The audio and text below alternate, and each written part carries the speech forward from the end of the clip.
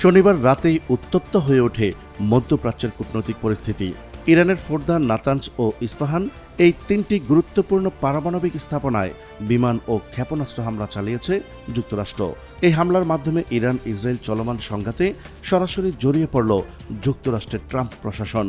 এই ঘটনার 24 ঘন্টার মধ্যে পাল্টা প্রতিক্রিয়া জানায় ইরান।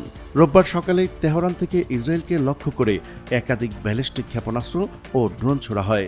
ইসরায়েলের প্রতিরক্ষা বাহিনী আইডিএফ জানিয়েছে এটি ইরানের সরাসরি প্রথম বড় ধরনের ক্ষেপণাস্ত্র হামলা হিসেবে চিহ্নিত। ইসরায়েলের 10টি এলাকায় আঘাত করে ইরান। এর আগে ইরানের ড্রোন হামলার কারণে দক্ষিণ আরাবা অঞ্চলে সাইরেন বেজে ওঠে।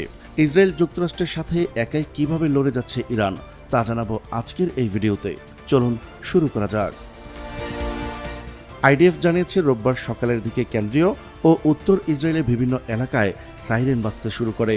বাসিন্দাদের সতর্ক করে আশ্রয়কেন্দ্রে যাওয়ার নির্দেশ দেওয়া হয়, যার ফলে ব্যাপক আতঙ্ক ছড়িয়ে পড়ে ইসরায়েলের সাধারণ জনগণের মাঝে। ইসরায়েলি সামরিক বাহিনীর তথ্য অনুযায়ী ইরান থেকে ছোড়া দুটি ড্রোন ইসরায়েলি বিমান বাহিনী গুলি করে ভূপাতিত করেছে। এর আগে দক্ষিণ আরাবা অঞ্চলেও ড্রোন হামলার জন্য সাইরেন বাজে। আইডিএফের দাবি অনুযায়ী ইরান থেকে ছোড়া মিসাইল ও ড্রোনগুলো ইসরায়েলে পৌঁছাতে কয়েক ঘন্টা সময় নেয়, যা ইঙ্গিত করে যুক্তরাষ্ট্রের পারমাণবিক স্থাপনাগুলোতে হামলার আগেই ড্রোনগুলো উৎক্ষেপণ করা হয়েছিল। বিশ্লেষকদের মতে শনিবার রাতে যুক্তরাষ্ট্রের হামলার পর এই পাল্টা প্রতিক্রিয়ায় ইরান ইসরায়েল সংঘাত এক নতুন মাত্রায় প্রবেশ করেছে।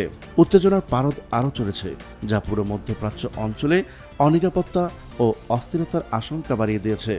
ইতিমধ্যে ইসরায়েলের বেন উইগন বিমানবন্দরকে নিশানা করে ক্ষেপণাস্ত্র ছুড়েছে ইসরায়েলি ইসলামী বিপ্লবী গার্ড বাহিনী।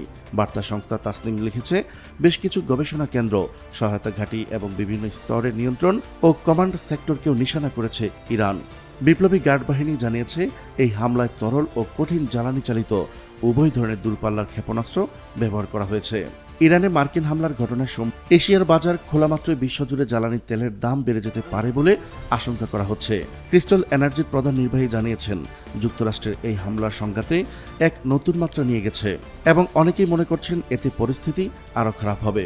তিনি বলেন, এই আতঙ্ক তেলের দামে অতিরিক্ত ভূ রাজনৈতিক প্রিমিয়াম যোগ করবে। গত শুক্রবার ব্রেন্ট ক্রুড অয়েল ব্যারেল প্রতি $77.01 লেনদেন হয়েছে।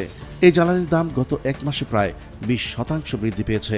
বিবিসি লিখেছে, তেলের দাম বাড়লে কেবল গাড়িতে তেল ভরার খরচই বাড়বে না, সুপার মার্কেট, খাদ্যপণ্য ও নিত্যপণ্যের দামেও প্রভাব ফেলতে পারে। প্রিয় দর্শক, আজ এই পর্যন্তই। দেখা হচ্ছে পরবর্তী ভিডিওতে। ততক্ষণ পর্যন্ত মহান আল্লাহ তাআলা সবাইকে ভালো রাখুক, সুস্থ রাখুক। আল্লাহ হাফেজ।